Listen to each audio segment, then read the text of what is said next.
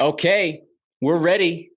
It's another episode of Talkin Balls. Okay, I got a jam-packed episode ready for you guys. I got my boy Derek here with me. We're gonna have a couple other buddies coming on in the middle of the call. We're gonna be discussing UFC. Deej and I are gonna touch on NFL and MLB, and we're not gonna waste any time. We're gonna get right into it. So, Deej, how are you? Doing swell, brother. Just enjoying a good vegan meal. How are you doing? I'm good. Uh, Seems like I just talked to you yesterday here in the sack, but we're back. Look, episode 9, right? We're moving right along. As you can see, a few episodes ago, I brought up the Talking Balls logo here on the TV. We got the mic working. We got external hard drive. Okay. I got about space now. time. Yeah. Okay. I'm pumping this shit out. All right. And I'm not going to curse anymore this episode. That was the one and only. Enjoy it. Hey, That's all you're getting. good for yous. That's all you're getting. I've been told I curse a lot, and I take offense to that. You're an expressive man.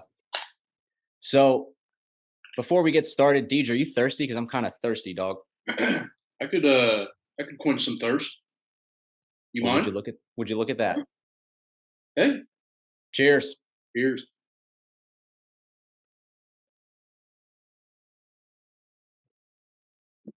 Well, now I'm drunk.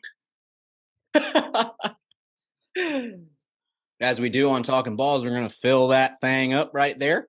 Please do double cup love, baby. Double cup love. You the one I lean on. Sir, yes, sir. Okay, we're 2 minutes into the pod. My guest has disappeared.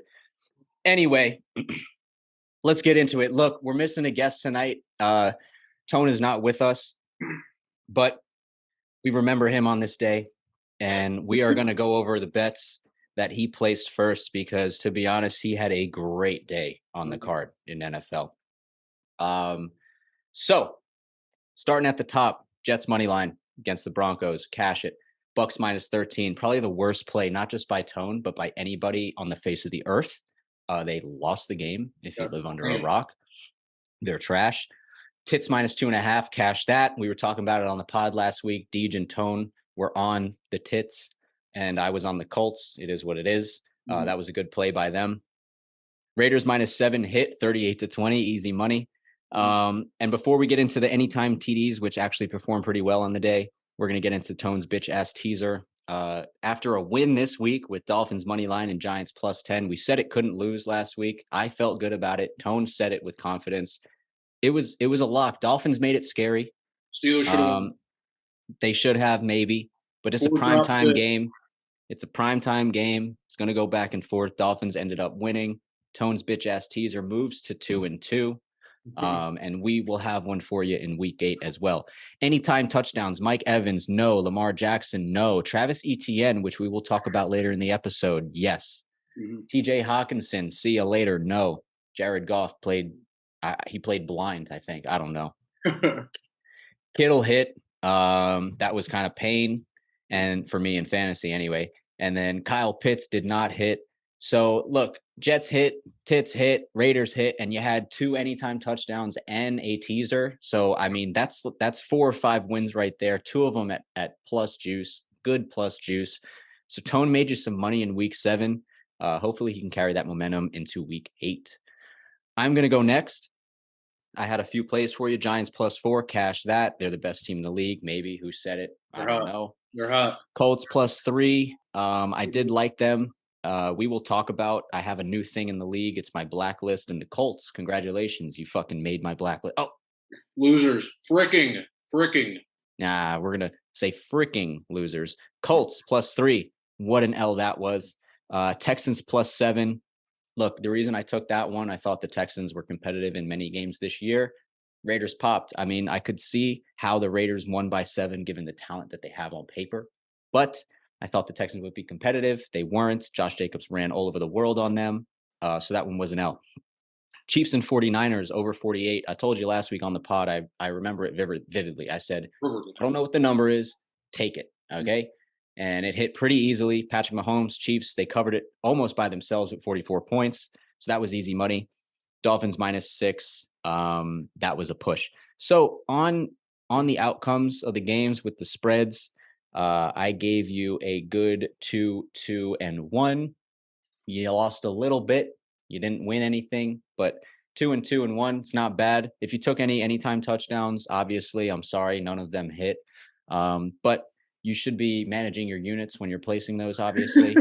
And I'm offering that advice as I never do that. I place the same on everything. But obviously, when we give those plays out, it's just for something for you guys to look at. We don't expect you to take every single one. Deej, you have the floor with your plays, please. First, I'd like to plug this in real quick. KC Current, they're in the Ship this weekend on Saturday, October 29th, 8 p.m. Eastern. CBS, tune in. Mighty Fine Ball Club. We're going to win the chip. Now let's go over bets. First one, Falcons plus 6.5. I think that's the first time this week or this year they haven't covered. Yeah, they'd been a good program. Yeah. Covered. Tits minus 2.5. Yes. Ravens minus 6.5. Only won by 3 against we're not cussing, the Browns. Correct. Then we have Steelers plus 7.5. Love that. Covered. Only lost by 6. Mahomes over pass yards. Don't remember what the over was, but he hit that. Yeah. That's another line. We don't look at the number, dude. We just think if he's going off or not. Let me just check. Yeah, bro. 423 yards. That's easy, bro. It was probably like around 3. Yeah, it was around 300. That's easy money. So that was easy. Good day on the board. Yeah, but Ravens minus 6.5. I'm kind of out on Ravens, at least on covering. I like them as a ball club, but I feel like they just don't like to cover. So, well, they have fourth quarter issues, which have been well documented throughout the course of this season thus far. We will get to them in a minute. But look, 3 sheets. One of them was neutral. The other 2 were positive. So, look, you think this is a game? I'm here to inform you this is not a game. Okay? No game. You think Bengals minus 10.5 a few weeks ago is a game? This is not a game. You understand me? All right, we're giving you winners. I say fades, but we're giving you some winners. All right. Now I'm not telling you to tail us because we might go over next week. But you just never know because we had a good card here. So, with that being said, we're going to move right along in this episode. Deej and I have compiled a top 15 list of our ball clubs for you. And the reason we're doing this today is kind of switch it up a little bit for you guys, but also the top 15 list that was released preseason has been thoroughly jacked up through the first 7 weeks of the season. So we're going to dissect that for you right now. Top 15, let me go first. We're going to go in segments of 5 teams. We're going to give you bottom 5, middle 5, and then top 5. We're going to go back and forth. Keep up, okay? Because we're going quick. Number 15, we have the Rams coming in. They sit as of today with a 3-4 record, or I'm sorry, a 3-3 record. They had a bye last week. They're sitting record-wise in the middle of the league with a lot of other teams. And when you look at that group of teams, I like them to turn it around. So they made my top 15 list. Number 14, I have Chargers. Listen, another ball club. I feel like this is a common theme throughout the NFL. Another ball club that is severely underperforming. They are dealing with injuries, but so is everyone. So that's not an excuse. But I love this team to turn it around. I think they can make noise if they can get to the playoffs. So they make my list at 14. Number 13 is Ravens. The only reason that, sure, if you need to. The only reason they make my list is because they have an MVP caliber player in Lamar Jackson. With that being said, after the first 3 weeks of the seasons, I'm not going to run through the stats. You guys go do your homework and do that yourself. He was MVP the first 3 weeks. From weeks 4 to 7, not so much. Okay, if you guys have him in fantasy football, you know all about that. He has not been the Lamar Jackson that the Ravens need or that we expect him to be. Next on the list, number 12, San Francisco 49ers. Obviously just acquired Christian McCaffrey from the Carolina Panthers. A big boost to their run game, big boost to their offense. They're so low on my list because I need to see them do it with him first, and I need to see him stay healthy because I still think he's made of glass. Moving on, number 11, Miami Dolphins. They're back. Look, they're going to climb these rankings of mine very quickly if they continue to win. They only fell because Tua was out and they lost a few games in a row. I got the Dolphins as a very, very strong 11 team that very easily could be inside the top 10. To round out my bottom 5, I got the Tennessee Titans. As much as I dislike Ryan Tannehill on this podcast, look, they lost to the Giants week 1. After that, they are 4-1 the next 5 weeks. So they're rattling off wins. They're feeding the beast, Derrick Henry. Ryan Tannehill is playing well enough. The question marks that I had about them in the receiving game, Not that they've been answered, but they've answered the call because clearly they're doing enough to win football games. The defense is holding opponents down. I don't like Ryan Tannehill, but I like this ball club. They are built for the playoffs. Deej, give me your bottom five. Good. So we have a few of the same. So that's fun. But 15, it's a 2-5 ball club. You tried to guess it before the pod. You didn't get it. I have the Steelers. Okay. I don't know what it is about them. I like this ball club. I mean, they play the Eagles next week. That's going to be tough. But then Saints, Bengals, Colts, Falcons. Like, I just like them to get hot, get going. Mike Tomlin's a great coach. I don't know what it is, but I got them at 15. I think there's just potential there. Let me say something about them. As you look at the teams who are 2-4, which are the Raiders, and then the other group of teams that are 2-5, as you look at that list, you have Jags, Broncos, Browns, Panthers, Saints, and Steelers. Of that list, your clear-cut winner, it's the Pittsburgh Steelers. I've talked about it before. I love Mike Tomlin. Coaches do go a long way in this league.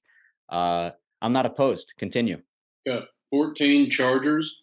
I think you had them 14 as well. That's the same spot. I know, kind of the same thing you were saying. Like, I know they can be a dangerous ball club. They really haven't been performing too well, but they've been performing enough. And kind of same thing you said. I mean, they get to playoffs, they could be dangerous. So 13, before the Brees Hall injury, I was very high on the Jets. Or not very high, but thought more highly of them. I think after this Brees Hall injury, it kind of hurts them a little bit, but I still like them to hang around. So I got them at 13. Mm-hmm. The Fins, I have at 12. Okay. Because they have all the weapons, obviously with Waddle, and that one dude, what's his name, Tyreek Hill. I think they got that guy. Yeah, they got him. Just unreal receiving core there. I don't know if I really trust in Tua, so that's kind of why I have them low on my list at 12. Okay. But obviously the weapons are there, so things could happen. Mm-hmm. 11, I have the Falcons. I don't know. Mariota, decent cube. I think they can make some noise if they get hot. I'm kind of in on the Falcons, and then I'm sorry to interrupt. I do like the Falcons as well. We've taken them. Yeah, I'm sorry. But I want to get as we're going through the board, I want to get my 2 cents in on the teams as well. Mm-hmm. The Falcons are a good ball club. Okay, let's just say that they're a competitive ball club. I'm not going to say that they're going to make a run in the playoffs or anything like that, but they're a team that you have to take seriously every week, because if you don't, they're going to beat you. Why? Just like we saw last night with the Bears and Patriots, they have a good running game and they have a running quarterback. So we said it once, running game travels in this league. They're not even with their leading rusher. Cordell Patterson has been out since, I believe, week 1 or week 2. They're getting it done with Mariota. They have a rookie, Tyler Algier, who, if you have him in fantasy, he's definitely worth a look at starting this week. He scored a touchdown, 11 points last week. I think they're going to start giving him more touches. He was a bruiser in college. He could potentially be could be a viable flex play for you. So I don't hate that pick with the Falcons. But with the showing that I saw last week, I would tread lightly on taking their cover every single week. Correct. And then 10, 10 I have the Titans. Kind of similar things we were talking about, or you were talking about. I mean, you have Derrick Henry. You have a veteran quarterback, even though I don't respect him all that much. He's still kind of a leader type thing. Really like Vrabel as a head coach. Yep. I'm going to keep Titans top 10 for now. Yes, that's pretty similar. Listen, we're doing this to have the discussion. I don't disagree with any of those teams. I feel like they could make a run at the playoffs. The league is very tightly packed right now. You have a few teams that separated themselves at the top. Everyone else in the middle, that second tier and that third tier, there's going to be a lot of shuffling going on between now and the end of the season. Mm-hmm. So moving into the middle pack, numbers 9 through 5. Let me get right into it. Number 9, Seattle Seahawks. Geno Smith is leading this offense. I don't know what his ratings are as of right now after last week. You tapping him? They they put a bruising on Justin Herbert and the Chargers in Los Angeles. Kenneth Walker, look, Field Yates talked about it. He's the ESPN fantasy guy. He's a guy that could potentially be a league winner for those who have him. Running backs are so thin. They're constantly getting injured, as we saw with Brees Hall this week. To have a guy like Kenneth Walker, who's only a rookie, he's a horse. He can rip off a 70-yard touchdown, which he's done in back-to-back weeks. Geno Smith is playing lights out. So you add that run game with a quarterback who's playing well, and with a defense who, I'm not saying the Legion of Boom is back, but they have a viable defense. Mm-hmm. I love this Seahawks team, as a lot of you should as well. That division, the NFC West, it's tighter than people think, and the Seahawks are going to be in it for sure. Mm-hmm. Number 8, you mentioned him already.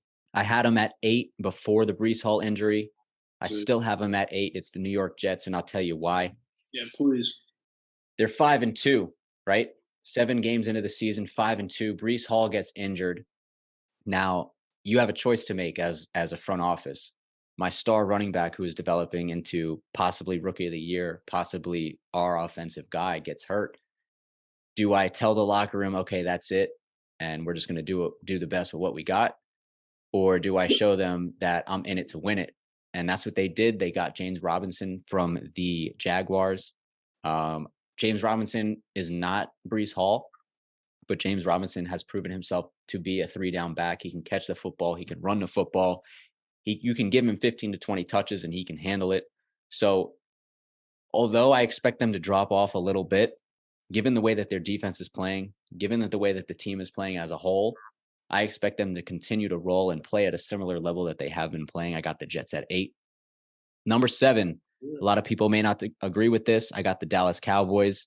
I like the Cowboys. If I'm looking at them through an unbiased lens, their defense is probably the best in the league, and that is what's going to bring them to the playoffs and possibly the Super Bowl. It's not going to be the offense. Listen, it's not going to be the offense, okay? Before Dak got hurt that first week against the Bucs, the Cowboys' offense looked kind of stale. They were stuttering. They didn't put up a lot of points. And we saw that again this week, and that could be because they were trying to ease Dak back into the action. But I think it was more symbolic of what the Cowboys' offense is going to be. We thought they were going to be this juggernaut when Dak came back automatically, and I'm here to remind you that that may not be the case for whatever reason. But the defense is going to carry this team as far as they're going to go, and Micah Parsons is going to carry them as far as they can go. Great defense. I think you have them way too high. Bro, they're not even for top. Yeah. Well, that's a different discussion. That's a different discussion. I don't hate it. Keep going. Yeah. I mean, record-wise too. I mean, they had to make my list. That's just me. Yeah. And I also, as much as I dislike the teams in the NFC East division, I respect them because I respect the hell out of the Giants. I love our ball club. Any team in the NFC East, I'm going to give them props. Number 6, Minnesota Vikings. I like this team. The one question mark I have about them is, can Kirk Cousins play the same way that he does at home on the road? Because if you look at his splits at home and on the road, he's 2 different guys. Their offense, I believe, can keep up with anybody in the league, given Kirk Cousins is playing at that high level. Mm-hmm. If the defense can hold opponents down, which they have a good enough defense, I would put them top 10, maybe top 8 defenses in the league. If they can hold offenses down, their offense, the Minnesota Vikings, can compete. So I like them as a top 6 team. I think they really don't have competition in the division. They got 2 games up plus a tiebreaker on the Packers. They've beaten everybody else. So they're definitely in the driver's seat, and that pick of Vikings to win the division is still looking pretty good for me. Oh. What do you got? 9 to 6 for me. 9 to 6. So we got 9 Seahawks, kind of the same thing you were just saying. We're both pretty high on the Seahawks. I think they're easily a team that can make a charge there. And then 8, I got the Bengals. They're not the team they were last year, but Joey Burrow is still Joey Burrow. He had a great game last week. Threw for 481 yards. That ain't bad.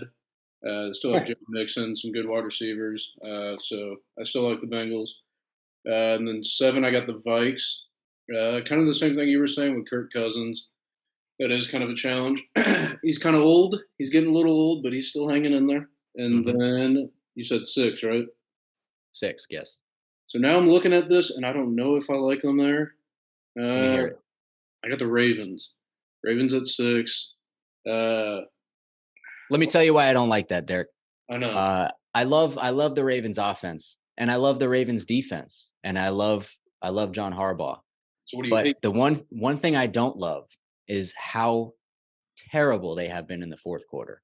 Okay, you get to the playoffs. We're fast forwarding to the playoffs now. Fourth quarter, we watch many playoff games. The first half, if it's close, it doesn't matter. Okay. What happens in the first half does not matter. When halftime hits, you wipe it clean, you come out, anything happens in the second half. The Browns had a chance to win. I thought they were going to, just because of the way the Ravens have been trending in the fourth quarter. If they can shore that fourth quarter up and hold opponents down and start to score themselves in the fourth quarter, I like them to be an easy top 17. But until that happens, they're outside my top 10, and I don't trust them at all. That's pretty fair, but it's still Lamar. It is still Lamar, and that's why they even made the list, and that's why I'm hoping they listen to this and use it as some bulletin board material. Okay, put it on the bulletin board. Show the players. Connor's got you at 13. Prove me wrong, Lamar. Come on, 954 Broward boy. Prove me wrong, son. Okay, I'm just here to drive you. All right, that's it. All right, then. Let's get into the nitty gritty. Number 5, New York Football Giants. I love the turnaround that this program has had. We've talked about it last week. They are finding many different ways to win football games. And let me just say this about this team. People don't know Daniel Jones. He's a runner, ran for 107 yards. All right. He's not turning the ball over. I cannot stress this enough. He is not turning the ball over. He is making right decisions. Dabbs is putting him in the right situation to make these decisions. I love this team. I'm not going to talk too much about them, but what I will end on is, if you're coming into New York or we're coming into your town, when the fourth quarter rolls around, when I'm in your city, you better be up by 14 points or more when you get us in the fourth quarter, because I'm telling you, we have been down in almost every single game by 10 or 7 or 4. It doesn't matter. They don't blink. They will lock you down on defense, and they will move the ball down the field. Give it to Saquon. Give it to Daniel Jones. They'll punch it in the end zone. They'll kick a field goal. They are winning games in the fourth quarter, the exact opposite of what the Ravens are doing. That's why I have them so high on my list. We're riding the wave. I cannot wait until we see the Cowboys and then the Eagles in December. Moving on, number 4, I got Joe Burrow and the Bengals, and I'll tell you why. Even though they have a 4-3 record, I believe what we saw last week was the beginning of them getting back on track, and they're about to hit their stride. They're going to rip off 5 or 6 wins in a row, and we're going to be talking about this team easy Super Bowl contention in the AFC. That offense was clicking. If Joe Burrow plays like that, anybody is going to have trouble beating them. Okay. They're special. If the defense can stay playing the way they are, they're a top 5 defense. They're going to be okay. It's just going to depend on if the offense can play the way they did on Sunday. Number 3, Kansas City Chiefs, led by Patrick Mahomes. Look, these top 3 teams, they are not separated by much. Okay. They're up here because of record. They're up here because of track record. They're up here because of their quarterbacks. I put the Chiefs here because their record is slightly behind the other 2 teams, but we saw this past week, we thought it was a trap line, Chiefs -1. It was not. Okay. Look, you guys have to understand, Vegas puts out trap lines for almost every single game. They want you to think it's a trap. It's up to us to sniff out which ones are a trap. Okay. Chiefs -1 was about as free as it got on Sunday. They're a great program, and I know the Niners just got McCaffrey, but only 1-point favorites. I don't care where they are. You got to take that. You got to ride. And they made you happy on Sunday. So they look like they're back on track. Let's see if they can rip off a win streak or not. Number 2, Philadelphia Eagles, 6-0, undefeated. Obviously, this team is clicking. Jalen Hurts is playing at an MVP level. He's quarterback 1 and running back 1 combined into one person. He is so valuable to this team. He has taken his game to a whole different level. As much as I dislike them, I love what they're doing on the football field. They're a quality program. Not going to slander them anymore. I'm taking them seriously. Can't wait to see them in December when the Giants play them. Number 1, no surprise to anybody, Buffalo Bills. They're a juggernaut. Josh Allen, Stephon Diggs, the tightest duo in the league. When you come play them, you better come correct or you're going to get throttled. Period. End of story. That's all I got for you. So that's my top 15. It's a lot different than the preseason rankings. I can tell you that. Deej, give me your top 5 before we finish on the NFL here in week 7. Yeah, let's do it. So number 5, I love the ad that the Niners got with CMC, so I got them there. I mean, obviously they got blown out by the Chiefs, but it really wasn't until the second half where that kind of took place. They got up quick 10-0, I believe. Got up quick. Jimmy G's a good enough quarterback, and then adding CMC, I think that's just a good add. So I like Niners there at 5. For Carch, I got your New York Giants. Let me hear why. Yeah, I respect Danny Dimes and bro, them playing in the fourth quarter. Like Unreal. that's what you need in the playoffs. That's what you need to win. They have that. So got them at 4. They got a great record so far. I don't think they're frauds. So yeah, I don't think so either. I think they're here to stay. You better take them seriously. Vegas has not. They're underdogs again this week when they travel to Seattle. 2.5-point dogs last time I checked. I don't care, bro. Sports books. You're going to learn the lesson eventually, dude. I'll keep slamming that line until I go broke. All right. It's another trap play, of course. How is that's a 6-1 team? That's a good line. Nah, it's another, bro. I'm taking it. You know I'm taking it. No, but I would have had maybe Giants 2.5. But 2.5 is a good spread. A good number. Yeah, good number. I agree. I agree. Okay. Didn't know that. So 3, I got my Kansas City Chiefs. 5-2. Great ball club. Hopefully we're getting it back into high gear. The offense looks great. Defense not too bad. Keeping us in games. And then, so now I'm looking at this. I think I just went record-wise on this. 2, I got the Bills. That's fine. Just because Eagles, they're undefeated, but I got the Bills at 2. They're a great, great football team. Obviously, their offense and defense, just all across the board, great team. Very scary to play in the playoffs. So I got the Bills there at 2. I got Eagles number 1 just because they're undefeated. They're having a great season so far. I don't see them keeping it up, or at least staying as strong as they have. Who do they have next week? I think they still have a dub next week. They got the Steelers at home at 1 o'clock. So they should beat them. But yeah, I got the Eagles at number 1. I don't think they'll stay up there too long. They'll probably get a loss here soon, but as of right now, Eagles, Bills, Chiefs, and like you said, not separated by much. Good football teams. Yeah, so there you have it. Top 15, DBJ FSS, and your host, Connor Archer, giving you the top 15 as it stands today in our eyes. Okay, week 8 NFL. Let's give you guys a quick look ahead, see if we can find some winners for you on this board. It's going to be an interesting week 8. We're approaching the midway point of the season. We're starting to see who's contenders and who's pretenders. So Thursday night, start off Ravens and Bucks. Ravens come into Tampa as a 1.5-point favorite. This game for me is a no touch. The line, I think it's accurate, but I don't trust either team.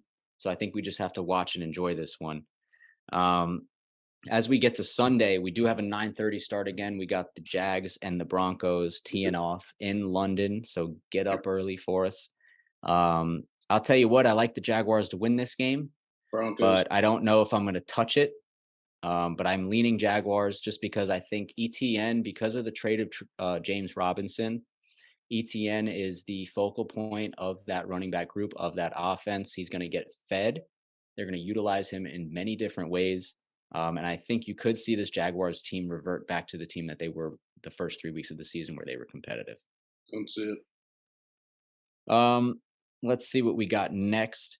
Carolina Panthers and Atlanta Falcons. I would like to say one thing about this game. I'm not going to give you guys a play. I'm going to give you a lean, and I'm going to tell you to tread lightly. We said it once earlier in the podcast, and we're going to reiterate it here. I lean Falcons -4.5 solely because the Panthers are trash. Here's why I tell you to tread lightly. The Falcons have not been favored many times this season. They've played well as underdogs. I don't know how they're going to perform when they're favored in the game. That's number one. Number two, it's a division game. Anytime division opponents get together, you really don't know what's going to happen. So I lean Falcons, but tread very lightly in that game. Mm-hmm. Raiders and Saints, I think this is going to be an overlooked matchup. My gut tells me, again, just like last week, Chiefs and Niners, rip the over. You understand me? 50.0 points right now. Rip it. All right. Raiders just went off for 38. The Saints have weapons on offense. I believe Winston is coming back. I'm not saying that's some kind of offensive boost because he has not been playing that well this year, but I think he can be better for this offense than Andy Dalton. So give me the over in that game. That is going to be an official play on the sheet. Hey. And I'll tell you what, I'll give you a lean on this one as well. Raiders -2. and the money line. I like the money line more just in case they have to kick a field goal and win by 1. But the money line is enough to take by itself right now as it stands, minus 135. The Raiders look like they got back on track. I'm going to give them the benefit of the doubt and say that they're hitting stride and they're going to continue momentum into week 8 and they take down the Saints. I like a noon game. Here it is. Bears, Cowboys. Cowboys minus 10. I love the Bears plus 10 if they keep that momentum going. High offensive power that they had in that game. That was last night. No, Monday, yeah. Last night, so I think you just got to keep riding that, take them plus 10. Yeah, the Bears had 3 different rushers go for 60 yards. They ran for over 240 yards in the game as a team.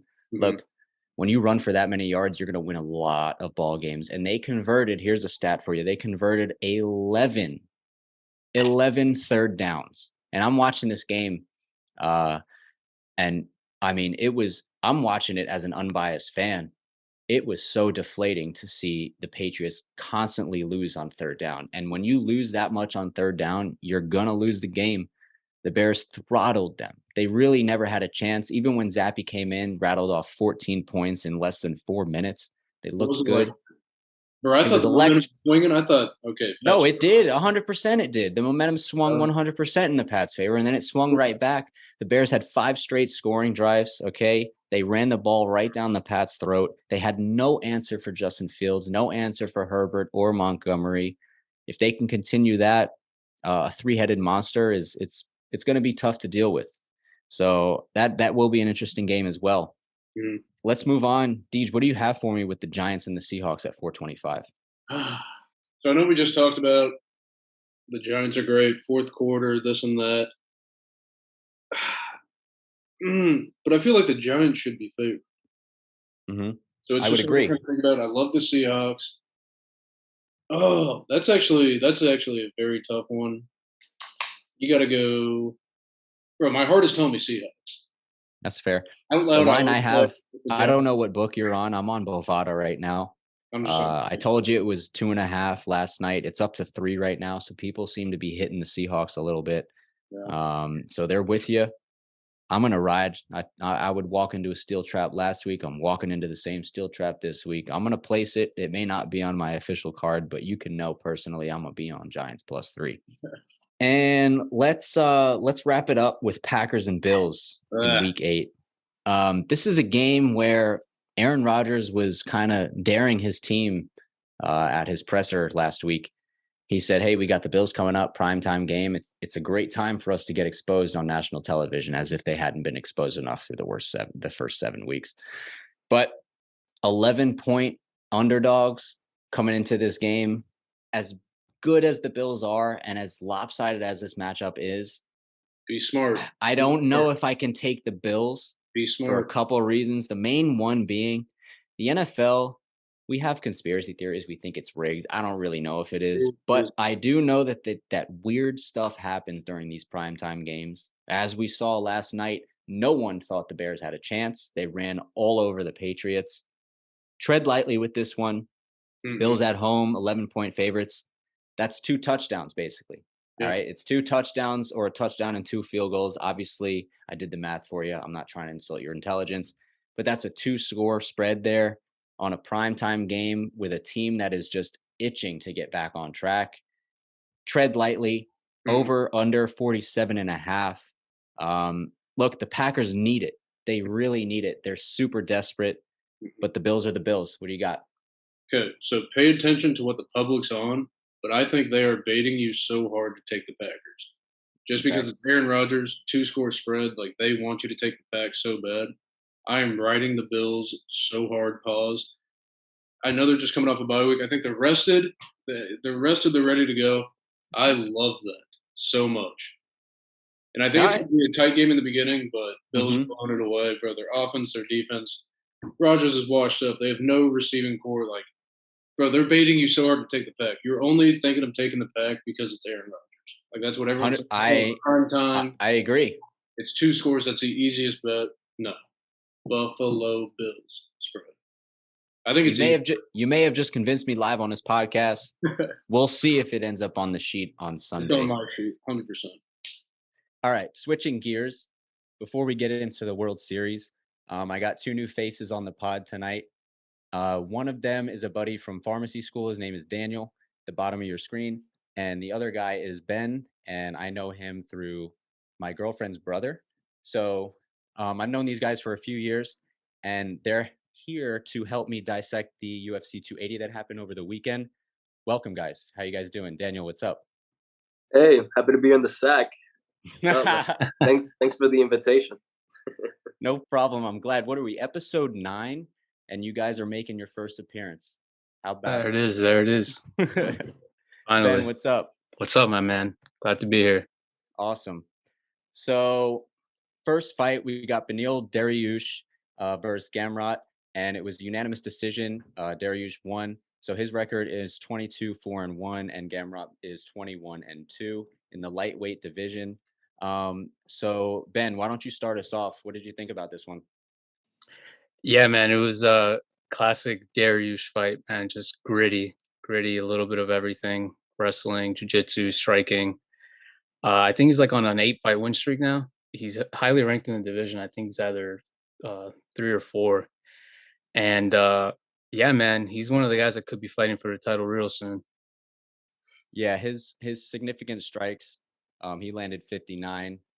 Gamrot only landed 33, and he outthrew Gamrot in that category by 49 punches, almost 59 strikes. So, I mean, anytime I see the significant strikes higher in one side, obviously I feel like they have an edge to win. The significant strikes, I feel like, are the ones that give you the knockout or the near knockout blows. So that's one category I tend to look at. Daniel, what did you think? Well, the first thing I thought of was why the hell they gave him Gamrot. You know, Gamrot is relatively kind of new in the UFC. I mean, the only thing he technically did before this fight is fight Arman, and it was a close fight.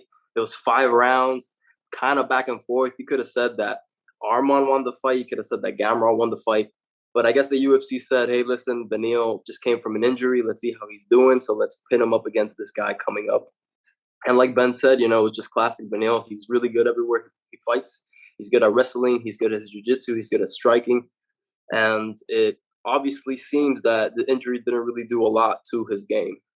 In terms of the next fight, the Beneil potentially will get, in my opinion, I thought it was going to be Islam.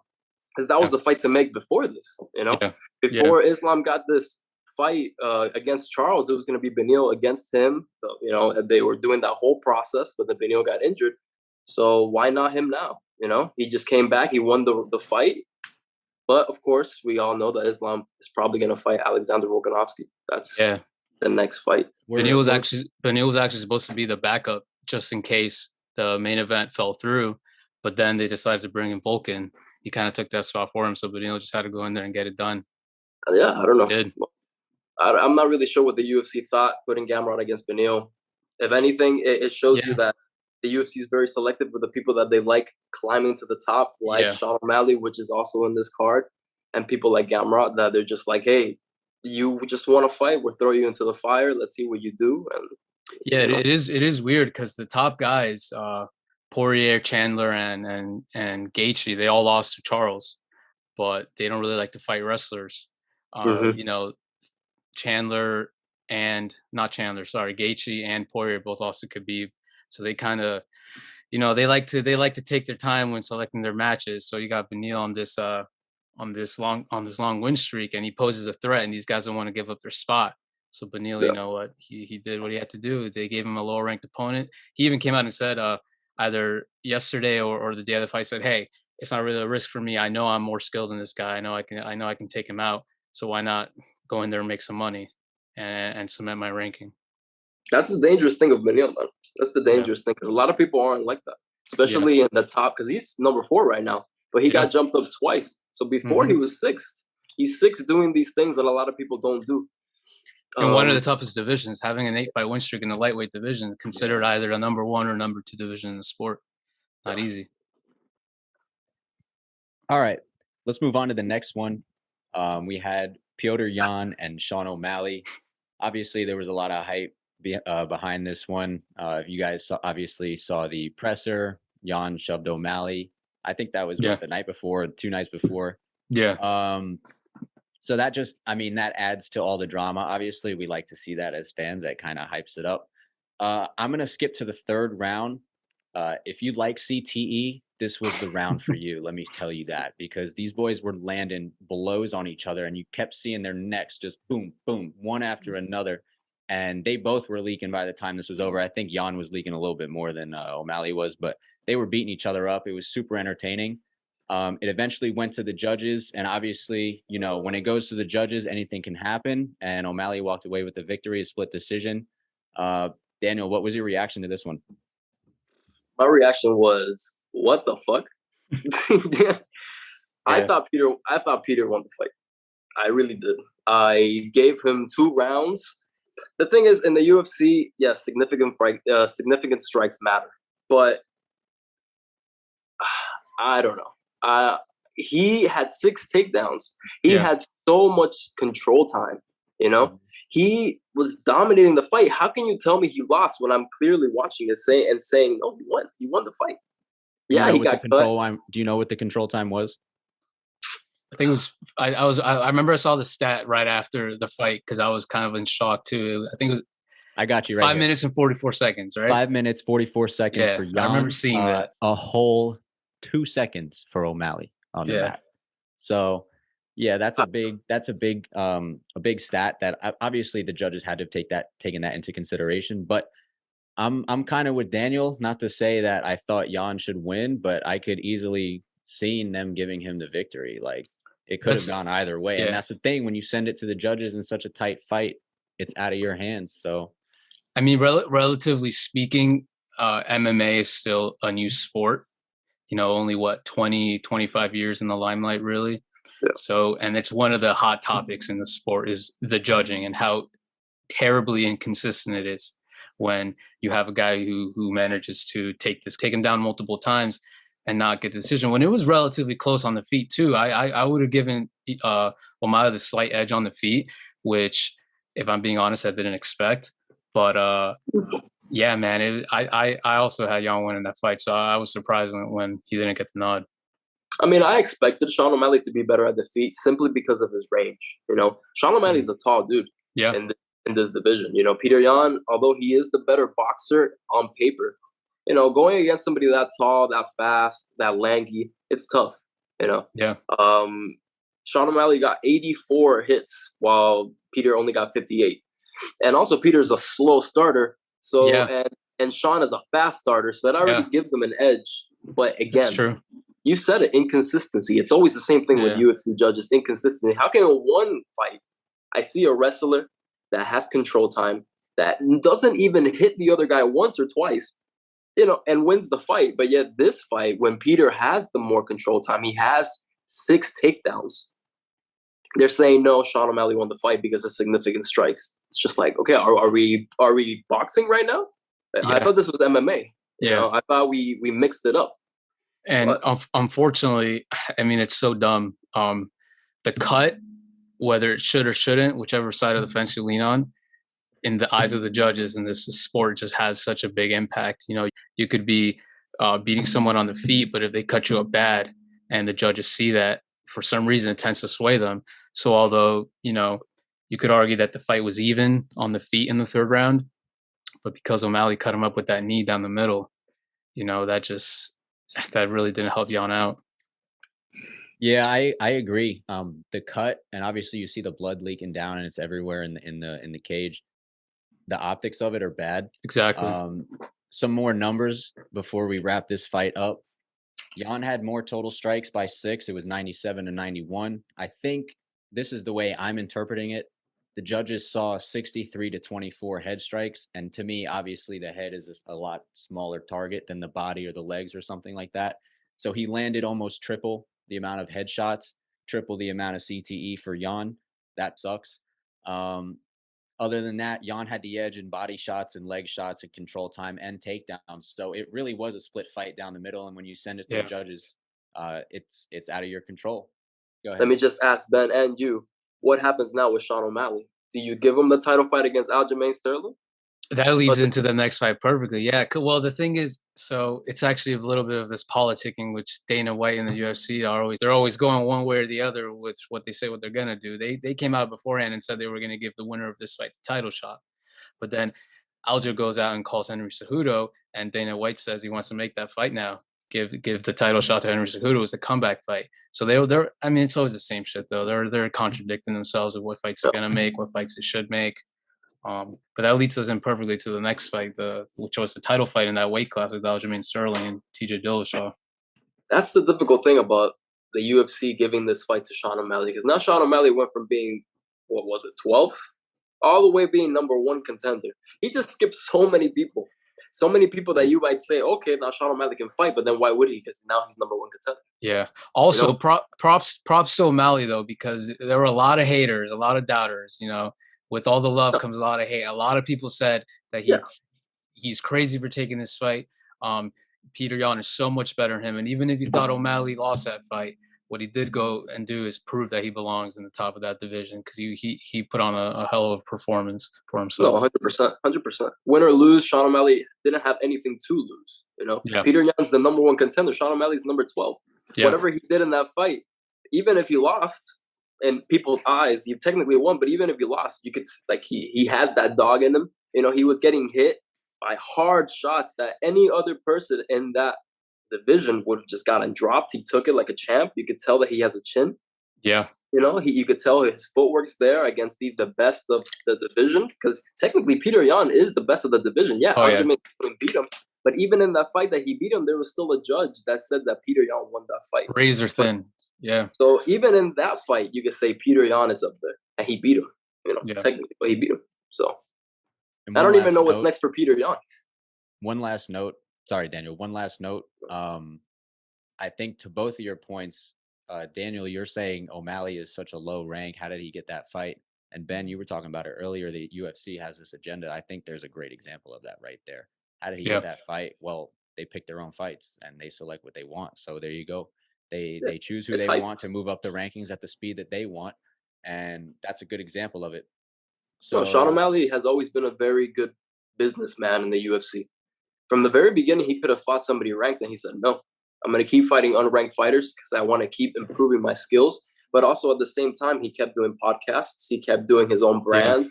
He kept doing all this stuff, hyping his name up. I mean, Sean O'Malley, people will tune in the prelims to watch him fight. And he represents himself. He's one of the few fighters. He's his own manager, so he goes in there and negotiates his own deals with the UFC. So everything for Sean O'Malley is going the right way. Yeah. So maybe O'Malley might see one of these guys next. Who knows? Aljamain Sterling, TJ Dillashaw. This fight was before the main event. It was a title fight. I believe it was co-main. Dillashaw coming in 18-4. Aljamain 21-3. Aljamain won by TKO. Go ahead, Ben. What do you have? Yeah, man. I'm a TJ Dillashaw fan. I watched that dude from when he was from when he won the Ultimate Fighter up until when he beat Renan Barão for the title. And at the time, Renan Barão was a number one pound for pound. And although he got his whole dark past with the EPOs and the 2-year suspension, he came back and he put on a good fight against Corey Sandhagen. So I was really rooting for him in this Sterling fight. I knew it would be tough, but I thought he could get it done. But, Dillashaw had that shoulder injury. His shoulder dislocated as soon as the fight starts when he was bracing for that first takedown. It was just downhill from there. Even if he didn't have that injury, it was still going to be a tough fight because Sterling is just, that man is like a wet blanket. He gets a hold of you. And it's hard to get him off you. And he went in there and did his thing, man. He didn't give TJ a second to breathe before he was even aware of the shoulder dislocation. And in the second round, when he was aware of it, he put the pressure on him even more. Just took him down, didn't let him get up, started hitting him. And this is the way it goes, man. Sterling's a champion for a reason. That dude is legit. You smell blood in the water, right? Like a shark, and you go for it. Oh, yeah. Daniel, what do you got? Well, from the very beginning, they were saying that TJ was having problems with his shoulder when he was sparring. So my first initial thing is then why'd you take the fight? That's very dangerous. A pop shoulder can pop right back, especially against Aljamain Sterling with the pressure and the wrestling he has. I'm not a fan of TJ. I respect him, but from the very beginning, I knew he was a snake, and he is a snake.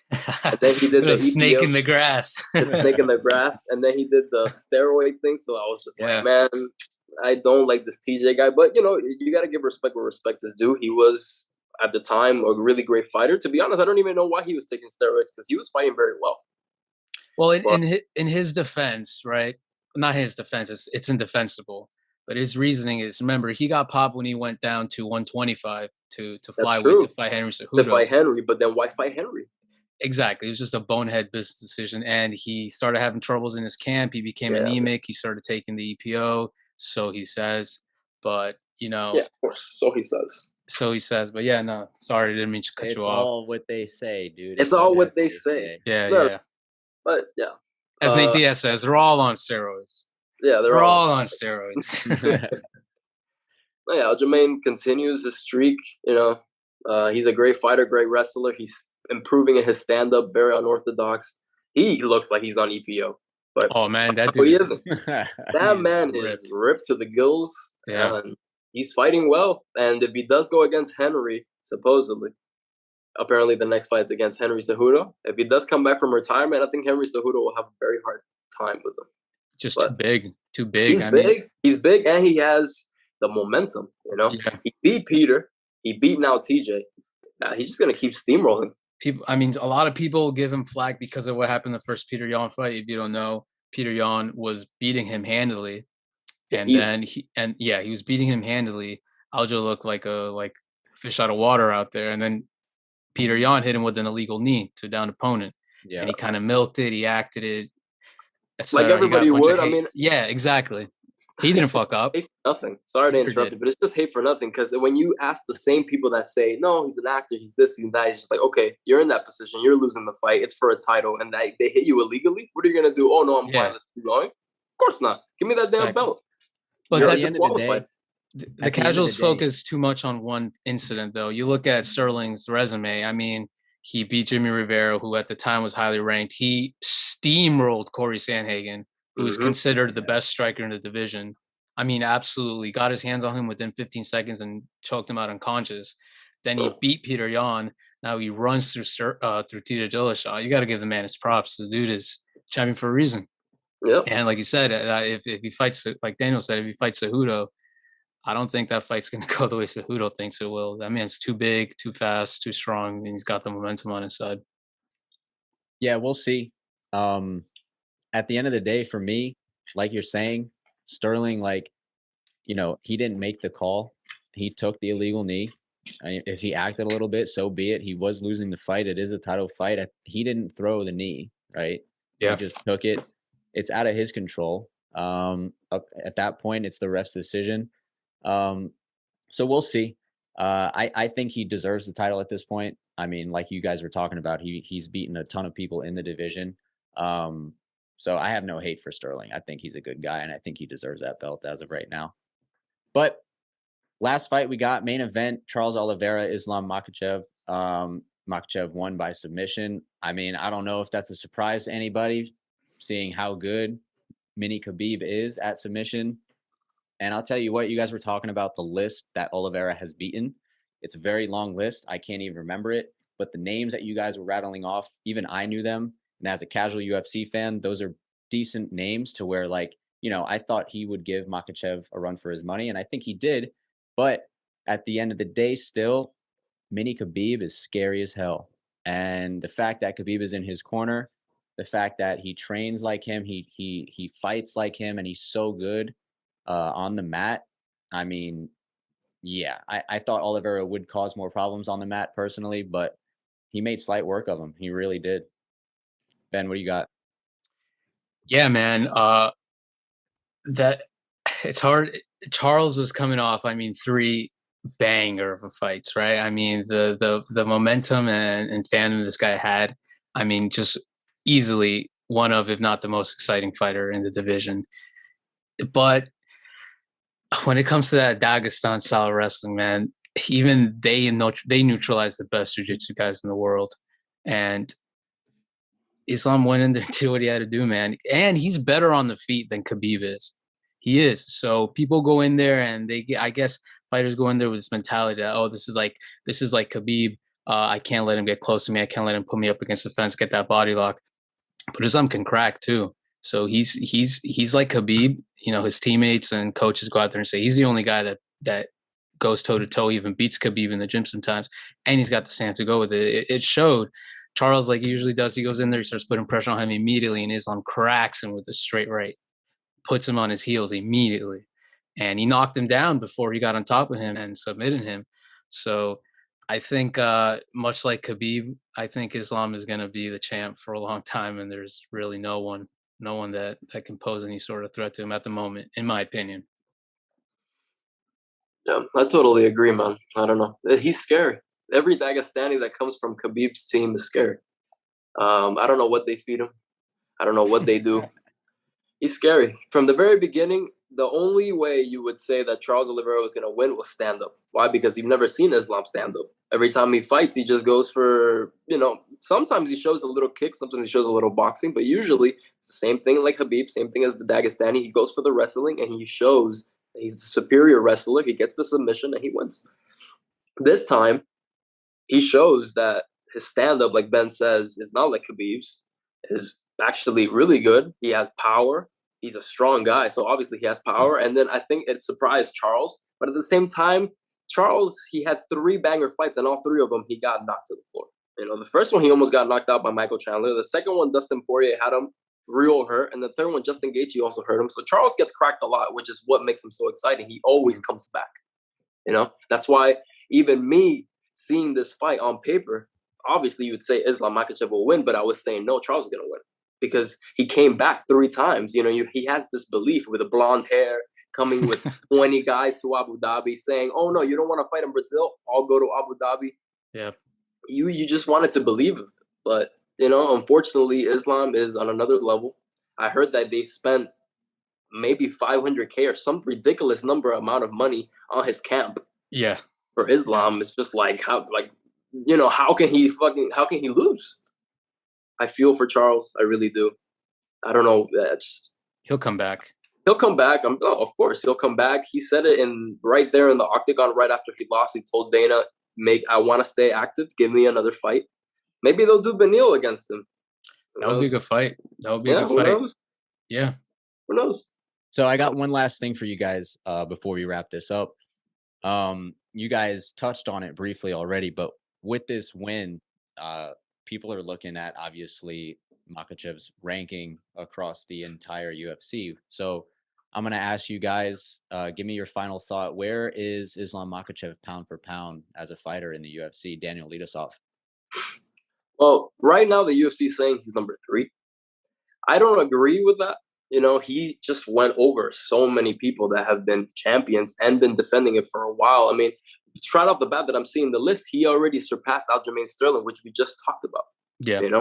That just beat Peter Yan, that just beat TJ. How can he be better already pound for pound than Aljamain Sterling? I'm not saying Islam isn't better than Aljamain Sterling, but pound for pound shouldn't be a popularity contest. Pound for pound should be stats. It should be numbers. And it was a big deal when Alex became the pound for pound. Kamaru Usman was up there for so long. But before Kamaru Usman, it was John Jones for like 4 years, and he hadn't even fought. So you can tell that pound for pound isn't in the UFC isn't really pound for pound a lot. It's a very popularity thing.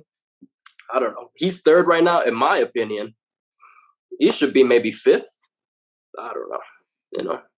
Yeah, Ben, how do you respond to that, Ben? No, I agree with Daniel. So the pound for pound thing, there's like 3 things to look at, right? There is just because when you look at a fighter, you can tell how skilled they are. I mean, it happened with Khabib, it happened with Islam. When they fought for the title, they hadn't fought any top 5. I think they had each fought 1 top 10 ranked opponent in their weight class. But you could just look at them and be like, this dude's going to be a problem. He's going to be a problem for a long time. The other way to look at it is their resume. Like Daniel said, I mean, he hasn't really fought anybody. I don't want to say that. It's not that he hasn't fought anybody. The caliber of his opponent relative to the skill in his weight class isn't like these other guys in the pound for pound, like a Kamaru Usman, who defended against the 1, 2, and 3, like Volkanovski, who's defended against the 1, 2, and 3.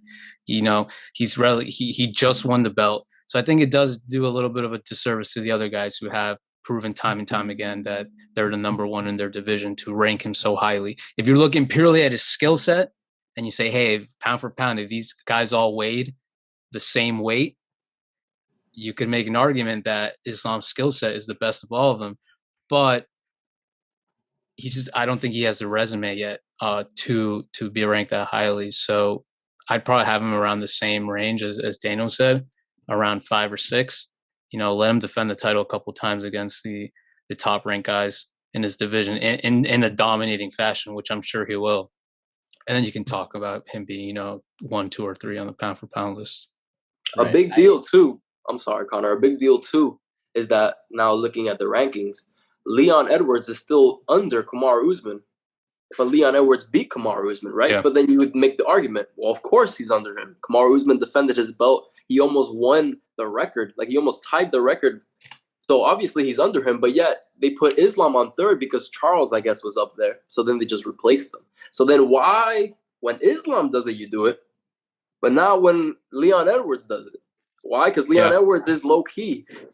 Before Leon Edwards beat Kamaru Usman, no one wanted Leon Edwards to fight. I remember when Leon Edwards was going against Bilal Muhammad, people were like, oh, Bilal Muhammad's going to win.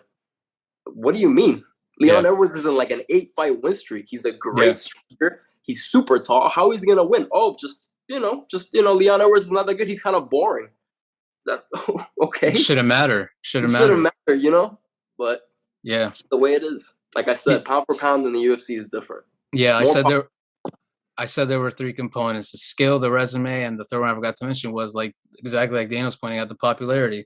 Unfortunately, it plays a part in it, which it shouldn't. It should be based solely on merit and skill, but it does. So that's just the way the UFC's pound for pound is a little wacky. With popularity, one name kind of comes to mind for me at least. Is Colby Covington even in this discussion for you guys? He isn't even on the list. Yeah, he isn't even on the list. I mean, he's tried to fight. He's tried to take that belt from Kamaru Usman twice and failed. But actually, I have it's a stupid story about Colby Covington. It's so dumb. All right, let it rip.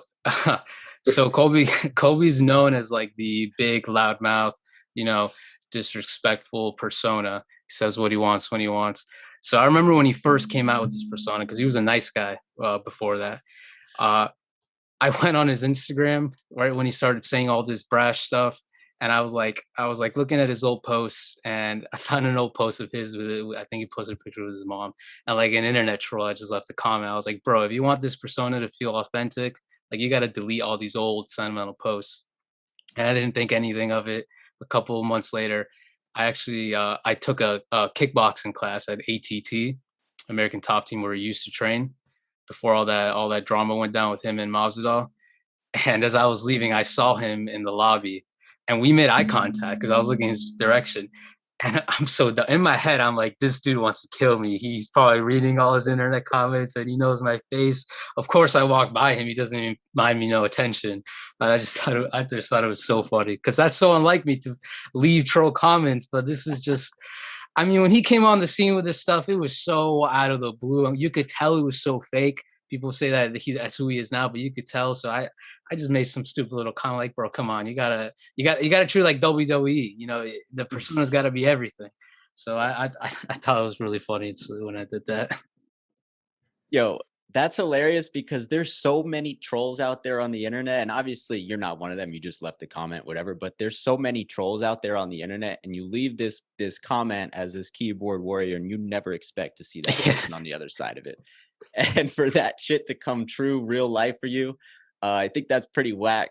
It is whack, man. I feel stupid because I love this sport. I respect the fighters so much, man. So I never talk. I right hand to God when I say that is the only like negative like troll style thing I've ever put online about any fighter because I love this damn sport. So I just think it's so stupid.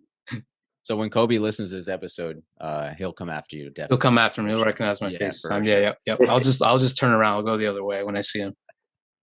All right, guys. Well, I appreciate your time. Really. I think the discussion was good. I definitely couldn't have talked about it the way you guys did. So I really appreciate your time.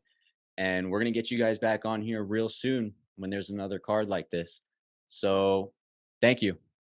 Well, thank Pleasure, you. man. Thank you for having me, man. Yep. Thank you, man. All right.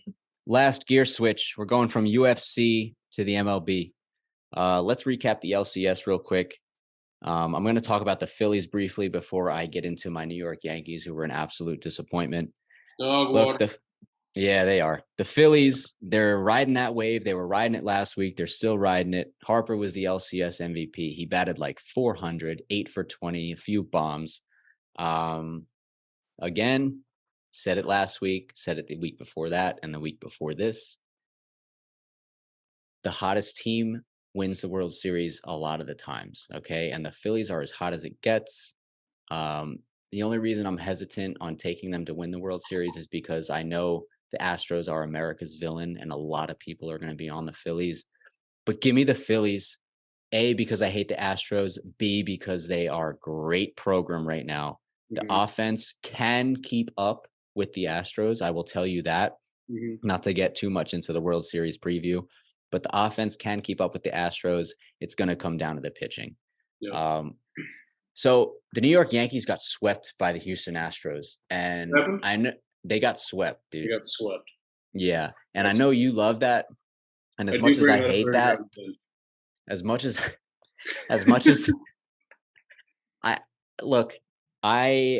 I've had a couple days to digest this before coming on the podcast, and I'm almost still at a loss of words what to say about this team. You come out of this gate of the season, they won like 50 out of their first 65 games, just clear cut best team in baseball, and then they hit an absolute brick wall. All right. I don't know what happened during the dog days of the season, because they did start to play better towards the end of August and in the month of September. But in the months of June, July, and the most of August, they were a dog water program, and they were pretty much the team that you saw in the LCS series. Some numbers for you. New York Yankees team batting average in the ALCS, 162. 3 home runs in 4 games. A 269 slugging percentage. Derek, I'm trying to tell you, if they had a 269 batting average, that would be really good, yeah. But like, that's a batting average number. We're talking slugging percentage. We're taking doubles, triples, and homers into account there, and we're batting 269. I mean, come on, Bronx Bombers. You got to be kidding me, bro. You got to be kidding me. Let's look at this number that a lot of people look at in today's game. Strikeouts offensively. The Astros did a very good job. Have to give them credit. They only struck out 25 times through 4 games compared to the Yankees, 50. And I think Judge had 49 of those. Aaron Judge, man, he had a great season. I'll get into him in a second. Super cool to hear all those toddies. That's awesome. Good for him. Yeah, it is awesome, but we'll let me get there when I get there. But the fact that they doubled up the Astros on strikeouts, those are at bats where nothing is happening productive. You're not getting on base. You're not moving the runner over. You're letting the pitcher mow right over you. And for a team like the Yankees, they are built for strikeouts, but you still can't be striking out 50 times in 4 games. It's unheard of. You're not going to win. Now let's get to the pitching. We'll talk about this in a second when we get to the World Series, but I got to give it to the Astros. The pitching is electric. They had a 1.5 team ERA that includes starters and bullpen throughout the 4 games. So their pitching held us down. I think the fact that their pitching is so good and the offense of the Yankees was stuttering so bad, that's what you're going to get, is you're going to get a 1.5 ERA. I think they could have climbed closer to a 2.5, a 3 ERA if the Yankees did anything. But the Astros dominated. They got Verlander, they got Valdez, they got Christian Javier. They're set in the starting rotation. They have a solid bullpen. What do you have in your hand? What do you have in your hand, bro?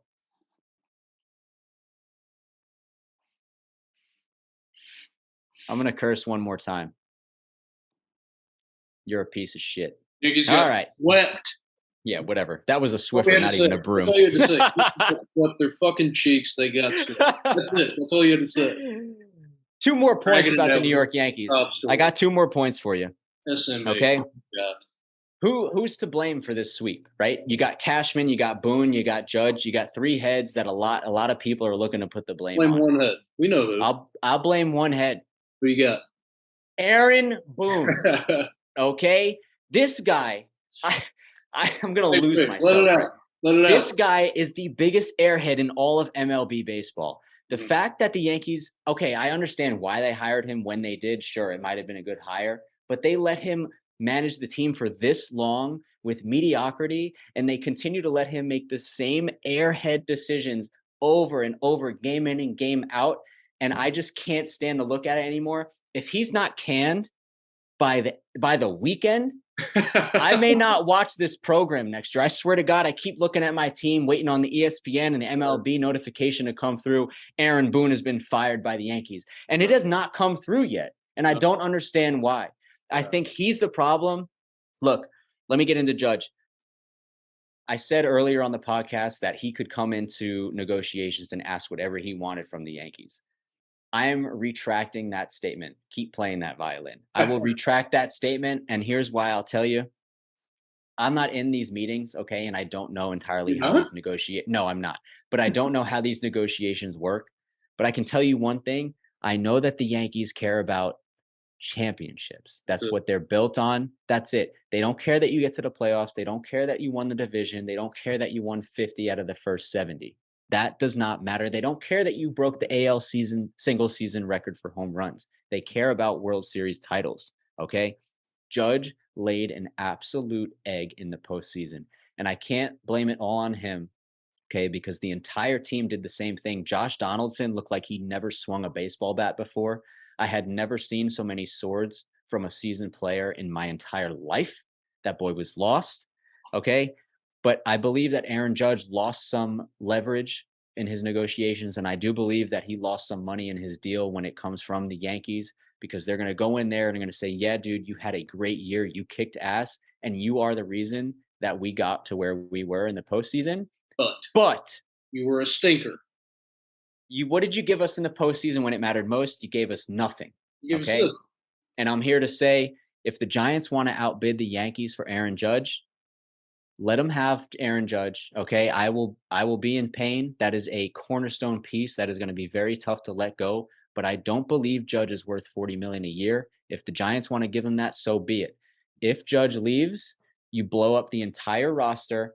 And I'll tell you one thing I've been thinking about. I've said it earlier on the podcast. The rules are changing. You're not going to be allowed to shift next year. Okay. The contact hitter is going to be back and better than ever. Okay. Obviously the contact hitter they had an advantage when they came up against the shift because they could shoot the ball the other way through a gaping hole. But a lot of times teams wouldn't shift, right, against these contact hitters.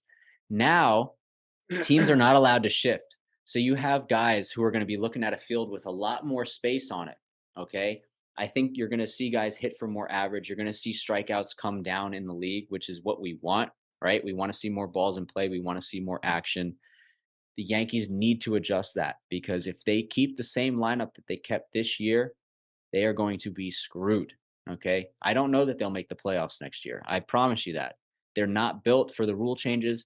They need to get guys like Benintendi, guys like LeMahieu, guys like Bader, who had a great postseason, guys like Judge, who can hit for contact when they're not slumping, guys like Donaldson. I know he's going to be back. We owe him $21 million. He's going to be back. I believe he's going to bounce back and have a decent season. But guys like Donaldson, Stanton, Hicks, guys who strike out a lot, I don't know the logistics of it. They got to go. Yep. Okay. Stanton and Hicks are the two main ones for me. They have to go. We got to get someone to take those contracts and get them off the team, because Stanton had a good year. Yes. But I'm over him. We gave him 4, 5, 6 years. We gave him a chance. And I'm at the point where I'm feeling a little bit insane with this Yankees organization. I feel like we keep doing the same thing. We add a piece here or there. We add a pitcher here or there. It's the same result. Okay. Change something. Figure out how we can get over that hump and beat that scum organization in Houston, because I'm sick of it. Yankees fans who actually know what they're talking about are sick of it. And Aaron Boone needs to figure it out before I lose my mind and just quit watching this team. We'll be gone. So that's what I have on the ALCS, and that's what I have on the Yankees. We're going to move on and end this episode with I think you just talked for 35 minutes crying about your. Well, I got everything off my chest. Do you feel I feel good. Better? I feel good. Okay, I'm light right now. I feel light, and I'm ready to. I'm looking at this World Series preview with clear eyes right now. We got Phillies, we got Astros, and before I hand it off to Derek and see what he's got to say about it, I'm going to give you what I think. I told you already. I think the public is going to be hammering the Phillies just because the Astros are America's villain and no one likes them. I'm picking them right here on this podcast. I'm sure Deej is going to as well. I'm picking them. I picked them against the Padres. I'm picking them again against the Houston Astros. I hate Houston. I love what the wave that the Phillies are on. Give me the Phillies as the underdog, okay? Here's how they're going to win, okay? The offense is blazing hot. Everybody in that lineup is seeing a beach ball. You're not going to stop that offense, okay? Can the Phillies starting rotation keep up with the Astros? Because like I said before, the Astros rotation – best in the league, definitely best in the LCS remaining teams, okay? Because obviously the Dodgers may have had an argument with the Astros in terms of starting rotation, but they weren't in the LCS. So with the 4 teams in the LCS, Astros clear-cut favorites with starting rotation, clear-cut favorite going into the World Series. If that hot Phillies offense can get to the starters and put runs up on the board, which I believe they can, they're going to win this series. It's over.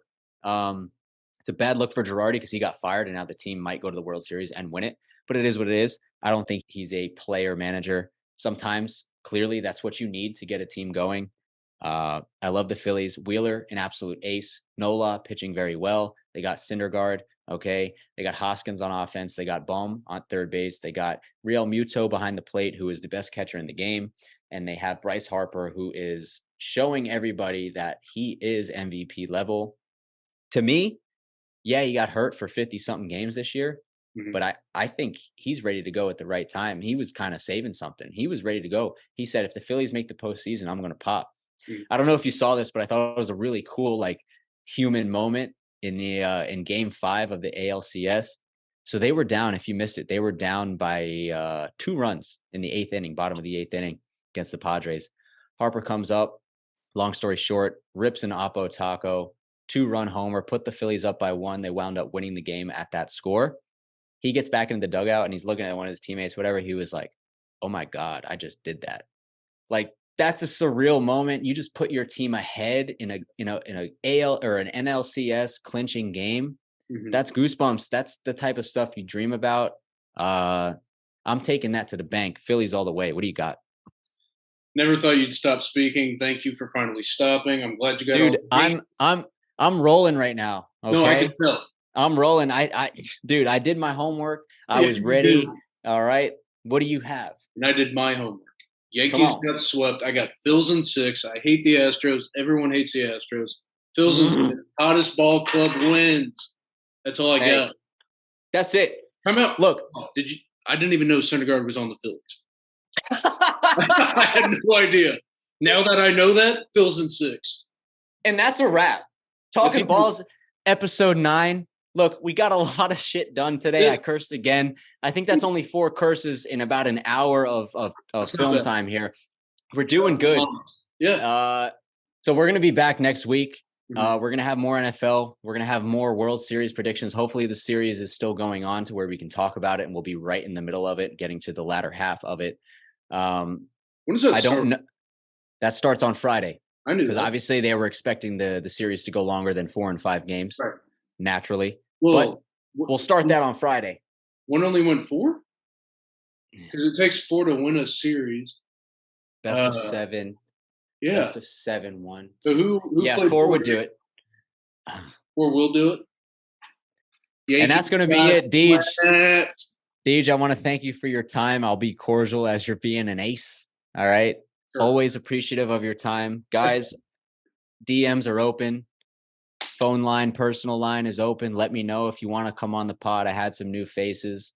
Look, come on. Let me know. We're taking off, okay? Production's here. I'm pumping out the episodes. And Talkin Balls, we're still going to the moon, baby. We're still going, okay? KC Current money line, okay? Ride it. I'm taking it. It's got to be. We're taking it here in a sec. Someone's got that. Someone has it. Someone has it. If Bovada doesn't, your local bookie does. Find it. Put half your mortgage on it. Okay, because we got it. We got Full insider mortgage. info on the KC Current. Yes. All right. We're signing off from the sack. It was a great episode. We'll see you next week. Thank you. Thank you.